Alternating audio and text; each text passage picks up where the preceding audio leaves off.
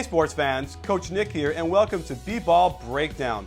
When I'm getting my clips, I go to mysynergysports.com and I'm able to get a lot of the stuff I'm doing that I'm showing you guys. And through September, it's free. You don't have to pay for anything. You get up to 3 clips for each of the stats that you want to watch. And it's in HD, it's really easy. So check it out and let me know what you think.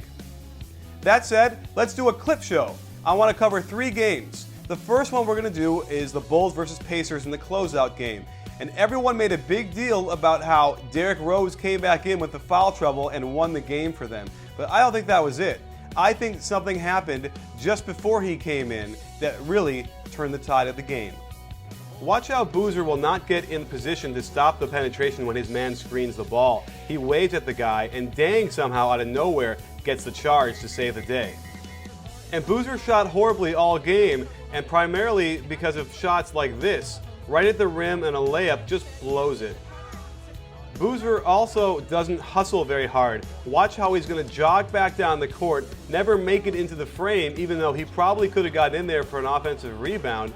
And now watch him coming back, jogging, could have gotten back to help out on that penetration and avoided Rose foul. This became crucial because Rose had to sit down with foul trouble after this call.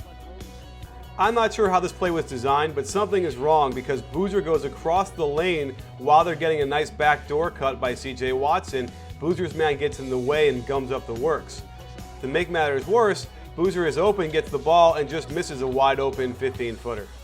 On defense, he's forced to switch on the cutter, but then leaves the ball, forcing Noah to come over to help, and that means Hibbert's man is wide open for the layup. If Boozer is scoring poorly in the game, there's no reason to have him play. Look how bad he is on defense in the post, giving Hansbrough an and one on a jump hook. The Pacers are probably happy he's sitting with 4 fouls now, but they have no idea that that's going to unleash the power of the Bulls. With Gibson in, he's much more active moving around on offense as he comes side to side, pops up for the jumper, and nails a 19-footer right away. I love that Noah is fronting the post, and look how Gibson flies over there to help and force a travel. Here's one of the more extraordinary plays you'll see. Derrick Rose blocking 7'4" Roy Hibbert at the rim. Watch Gibson hustle down the court, get down under the basket, almost get the offensive rebound. A big contrast to Boozer's effort. Rose just hit a 3, and George makes a big mistake going underneath the screen, letting him get another one. Watch this great hedge by Gibson, forcing the ball out of Collison's hands. While Collison does track it down and ends up banking in a 3, this is wearing on the Pacers.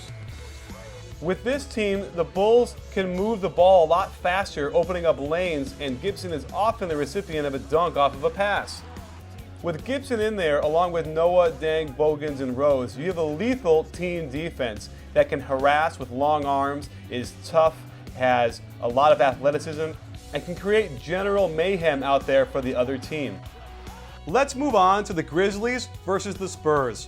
I wish I could have had my Nostradamus hat on and seen that the Grizzlies were going to give the Spurs so many problems. That said, I was on record saying I thought the Spurs had peaked a little too early this season and weren't playing their best basketball at the end. And man, have the Grizzlies showed that. They were 1 or 2 plays away from simply ending the series. At this point in the game, the Grizzlies have been much more aggressive than the Spurs, and here you'll see Sam Young get a tough drive, dish to Z-Bo, who while he misses the first shot gets the tip, a 6-point lead with 4:20 to go. But watch how Z-Bo is happy with himself, doesn't hustle back, and gets in Conley's way a little bit, allowing Parker to get an and one. On the other side, the left-handed Conley will take a right-handed floater in the lane, which is an awful shot, and makes matters worse by fouling Parker 80 feet from the basket. After 2 free throws cuts the lead to 2, Conley brings the ball over to the right side, and Sam Young is going to get the ball tipped. That's important because now there's only 10 seconds to go on the clock, and it's an out-of-bounds play. Shane Battier is clearly looking to get the ball under the basket, but Marc Gasol doesn't really move for the ball, and when they finally get it to him, they get stuck, the guys fall down, and they have to burp up a bad shot, all because a pass by Young got tipped out of bounds. Watch how Parker is going to deny Conley the ball from the out-of-bounds play. It effectively ends the offense for the Grizzlies as Z-Bo has to dribble too much with his right hand down low, backing in. When he gives it up, they end up turning the ball over with an awful turnover with bad spacing. However, the Spurs come back down, get into a quick set, and Old Man Duncan gets good position but misses the layup, so that turnover doesn't quite hurt them as much as it could have. After a young jumper puts them up by 4, you see Battier foul first but no call. Tony Parker gets the call on the second part. In the ensuing free throw, you'll see Battier choke the first one, which is obviously very important. Instead of going right to the post like I think they should, they'll do a series of pick and rolls to try and get Conley going to the basket.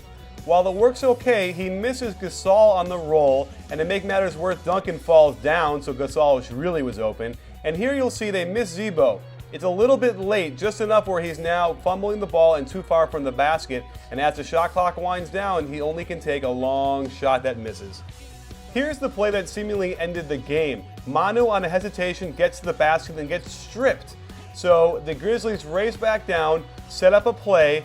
All they have to do is run some time, get a shot, maybe some free throws. But instead, Conley gets to the basket and watch him get raked across the arm. No call. Conley doesn't give up though. But here's the problem taking a long corner 3. You're not in great position to get back, and here comes Hill racing down the court and hits a fantastic layup to cut the lead to 1. Up by only 1, with lots of time for the Spurs to get the ball back, it's crucial to get a good shot. This is a good shot. Watch how smart Manu is. He's actually out of bounds here to get an extra step of speed going to the ball before he cuts back door. Tony Allen completely falls asleep for half a second, and he gets right to the basket. The only thing you don't want to have happen here is a quick score, and they get it. Watch how Tony Allen doesn't know where Manu is for a second and reacts late for that cut. Not good defense, folks. That said, they're up by 3 with 9 seconds to go, and you'll see Tony Allen gamble for a steal. I don't think it's a good play. He almost gets the steal, but guess what? Had he stayed in position, they wouldn't have gotten daylight to shoot that shot. Here's the final play and the problem I have with it. You'll see OJ Mayo underneath the guy instead of flipped around on the three-point side to take away that shot. Battier doesn't know help. He should switch off and not worry about Duncan shooting the ball and stop that three-point shot. And let's talk Thunder versus Nuggets. There's no question in my mind the Nuggets, who gave the Thunder a lot to handle, are going to be a lot better once that team settles down and plays with each other for a little while longer.